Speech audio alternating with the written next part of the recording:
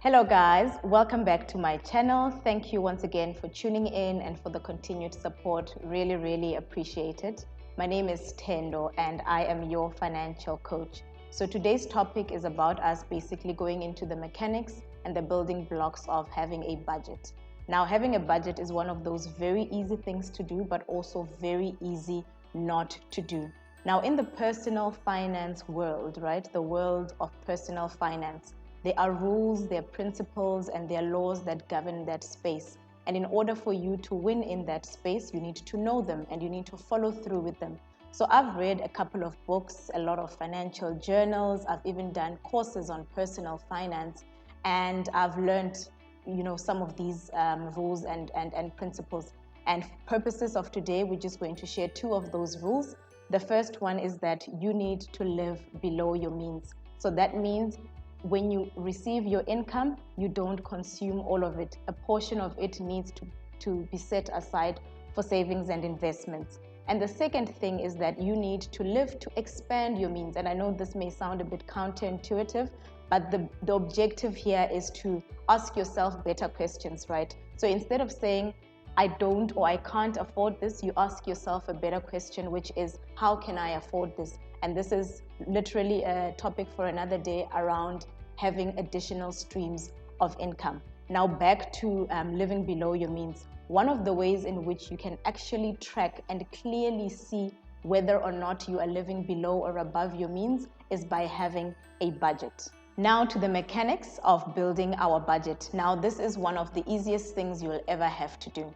So this is how a budget typically works. So you've got the first category, which is your income. This is where you list all your income streams. And the second level that we look at is your savings and your investments. And we deliberately put it here because we basically want to teach the mind to prioritize savings and investments. And this is in line with a principle that was taught by Mr. Clayson, who authored the book, The Richest Man in Babylon, where he says, you need to pay yourself first, which means you need to prioritize savings and investments. And he uses a very simple formula that says, when you receive your income, instead of distributing your income towards your expenses initially, you need to take your income.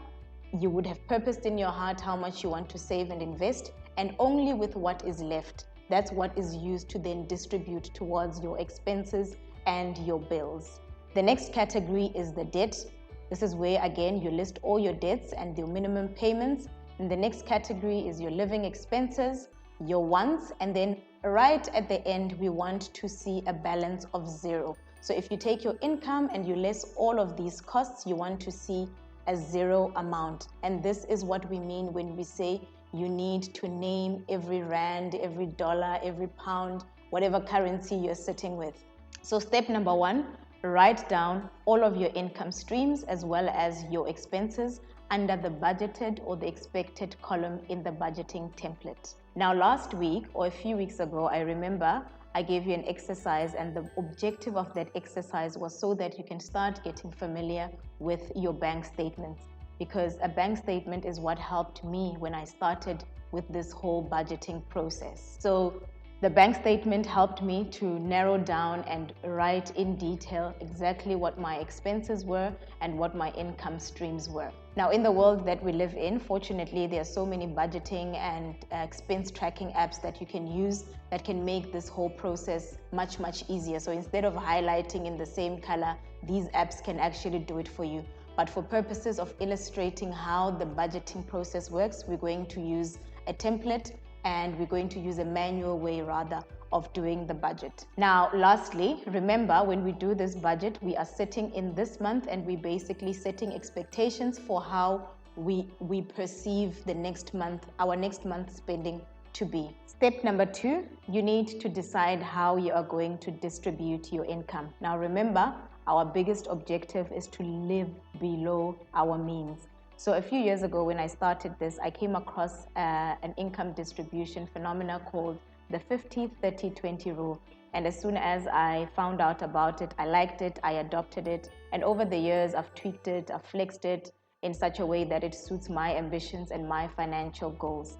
And so I've been using it for quite some bit. And basically what this this rule suggests is that 50% of your income needs to go towards your needs, 30% towards your wants, and 20% needs to go towards your savings and your investments. And this is why it's important to define for yourself what your needs are. So what are those things that are non-negotiable? What are your wants? And what are your savings and your investments? So after inputting all of these amounts into the budget, the budgeting template will then show you in a picture format what your financial landscape looks like. And this picture can really start giving you insight on whether your expenses or your living expenses / your needs are inflated and perhaps need a bit of trimming. It can also give you an indication of whether you've got too much debt and therefore you need to maybe flex the budget in such a way that you reduce your wants just so that you can get out of debt. And lastly, whether you are actually saving enough for emergencies, for your medium term and even your long-term investment plans. Now, I have done this exercise with graduates, people who have just started working, people who have been working for a bit of time, and even people who are preparing to retire. And most of the time, this picture looks a bit skew, right? So it doesn't necessarily fit the 50-30-20 rule as the rule suggests, but that there's no reason to panic, right? So choose a framework that works for you, whether it's 70-30 or 50-30-20 rule. Choose a framework that works for you and that speaks to your financial aspirations and your financial goals. But the point is, when you start now getting promoted, when you start getting those increases, when you start getting those bonuses, the point is for you to stick with this system, to stick with this approach. So the idea here is that when all of these wonderful things happen, you want to make sure that you don't increase your standard of living, so getting into the trap of lifestyle inflation, but so that you just keep applying or keep within the ambits of these approaches that you would have chosen. So either 70-30, 50-50 or 50-30-20 approaches. So at the end of every month, you are going to sit down and have a session with yourself where you are going to input what you actually spent into the budgeting template. What the budgeting template will do is it will calculate what you actually expected to spend and what you actually spent. And that difference is called a variance. And I think this is what I was referring to in my previous video when I mentioned that in my former line of work, we used to sit down in meetings every single month and interrogate the difference between what we had projected would happen and what actually happened. So this exercise gives you a lot of insight into understanding yourself and your behavioral patterns where money is concerned. So remember, we always say that personal finances have more to do with your behavior than they do with maths. Now, let's make a practical example of this, right? So you planned to spend this much on food and you actually ended up spending significantly more, right? And this is why this exercise is important, where you have to sit down and make sense of this variance, of this difference between what you actually spent and what you expected to spend. So with digging deeper into this situation, you then find out that, actually, I didn't spend a lot with food because of groceries. I actually spent because of the food delivery apps. So that's insight. Then this is where you need to pull yourself towards yourself and protect yourself against yourself. Do you get what I'm saying? Because financial freedom in our lifetime, guys, you need to set up controls to make sure that you don't overspend in that area. So that is what self-awareness where your finances are concerned. So just to wrap up, do this exercise, and I know you're going to start seeing progress the more you do this, right? And when you do make progress, tap yourself on the back, celebrate, and where you're not doing well, just make sure that you try by all means to improve in the following month. Number 4, forgive yourself for all the poor choices you have made with your money, right? I want to encourage you to really just decide and purpose in your heart that you are going to start again. You are going to make your next chapter of your financials or your personal finances a better one. And I promise you, the more you start employing these principles and these laws, the more you'll start shocking yourself when you start making progress. And really, I can guarantee you that you'll start even developing a greater appetite to win where personal finances are concerned.